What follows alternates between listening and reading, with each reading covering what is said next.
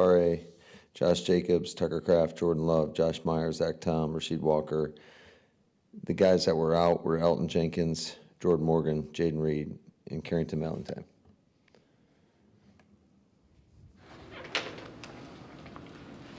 So what was Jordan able to do for you today?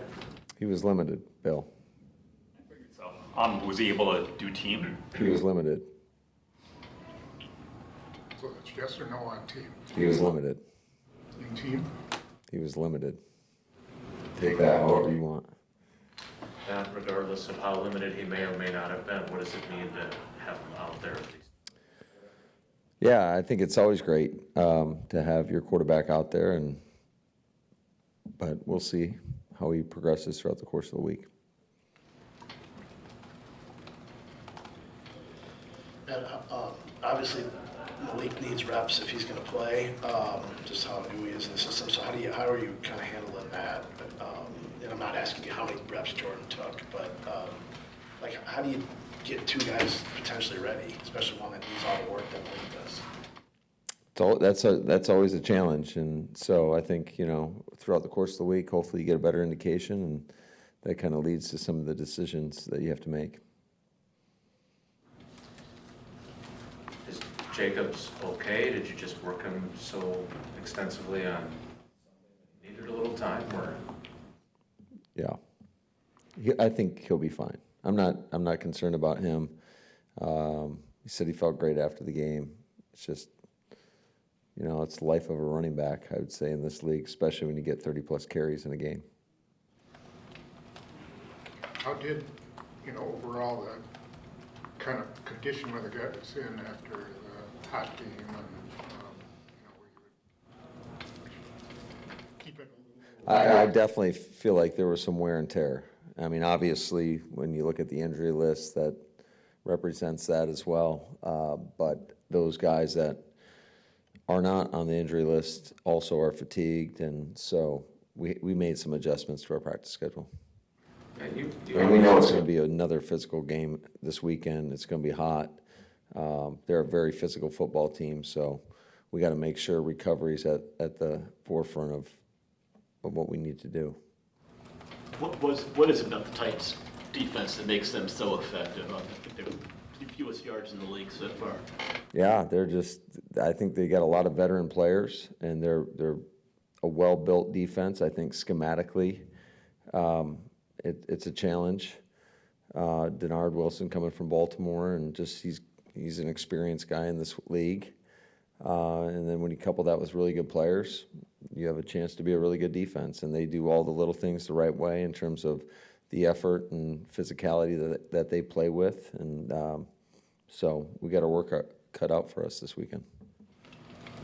I know in Philly he said that he was part of the, he looked up to Greg Williams. Is he kind of that same school of defensive coordinator where he's just going to go attack a lot? Yeah, they do. They're very multiple. So, and there's, I would say, relatively limited tape on them. So there's going to be some wrinkles that we haven't seen, and which is typical early in the year. And you got to trust your rules.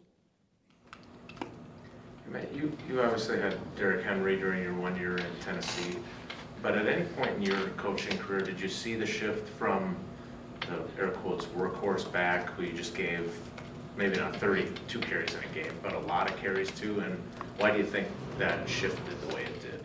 You're saying to multiple backs? Yeah. I just think this game it's very physical, and those guys, especially at that position, take a beating. So I think it's inevitable that there's going to be some attrition at that position, and you got to make sure that you're developing guys. And I mean, it's a long season. You've heard me say it a million times. It's a marathon, and so you got to be cognizant of that. I think, especially early on, and then when it gets down to it at the end, you got to do what you got to do. So when you have a, lack of a better term, a normal game plan where you're not shooting for 40-plus carries, you don't want to see a guy get 30 carries himself generally? I don't want to necessarily say that, because every situation is a little bit different. And I mean, if you're feeding a guy and he's doing well and he's feeling great, why wouldn't you keep doing that? So I think you got to adjust. And if he's being effective and he can handle the wear and tear, then we'll certainly continue to do that. Matt, what's been your early impressions with Chris Brooks? Just kind of what he is as a runner, just kind of what he could potentially. Very, very impressed. He was a guy that we were looking at towards the end as a potential guy that we would be interested in had the situation come up. And I've been super impressed with him. Just looking back at his tape from a year ago, and then there's a lot of carryover, I would say, just with some of the terminology that he learned in Miami with Mike McDaniel and then what we do here. So there's, I would say, some similarities. So I think it's helped him pick it up a little bit faster as well. But he's a very serious guy about ball. And I love his running style. I mean, he runs with a good forward lean. He's got great body control. He can stick his foot in the ground, and he's one of those one-cut runners. And I think he's really intelligent. So he's picked up our protections, no problem. So I'm excited about him. And he brings value in the third phase of ball as well on defense. Last week when you were heading into the game and you were constructing this game plan with Malik, the stuff you did with your offensive line, was that a huge departure from some of the stuff you teach? And did you just sort of incorporate what you normally do in your run game and try to apply that to Malik? Yeah, I would say so. That we didn't do anything like, I mean, we'll always have some wrinkles, but there wasn't anything that was just crazy new that we didn't feel like we could go out there and execute. Because, reps are at a premium in terms of how many reps you actually get in practice. And you never want to just throw something in there that you get very minimal reps and then expect our guys to go out there and perform and execute those. So I got to give Steno and the run game guys a ton of credit for coming up with a great scheme. And we window dressed a couple things and incorporated like Jay Reed in the backfield. And not that we haven't done that before, it's just different ways of getting to basically very similar concepts or concepts that we've ran before. And but ultimately it's on the players to go out there and execute it. And they did a great job of handling it.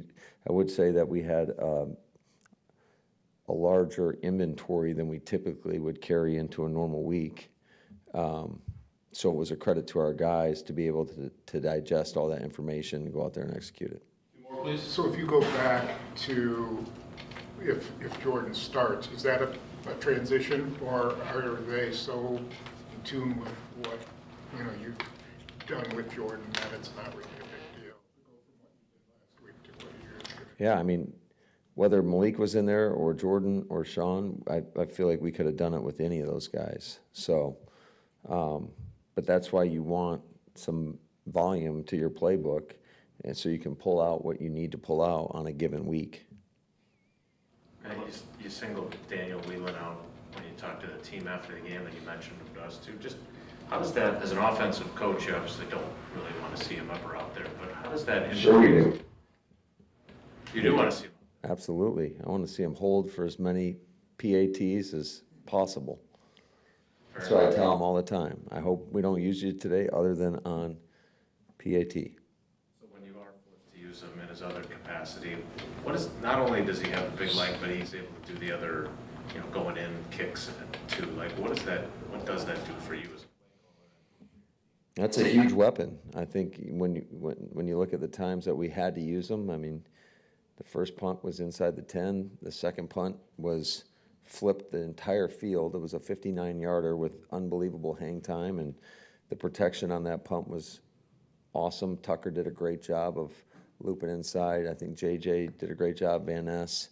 All those guys did a good job with some of those looks that were presented to us that were challenging looks. And then the last one, to pin the guy down on the 5-yard line, I mean, you couldn't ask for anything more than that. So I think he's a guy that we were really encouraged about a year ago, and you just continue to see the work that he's put in, how serious he is about his craft, and he continues to get better and better and better. And when you have a guy that can flip the field, that's a real weapon.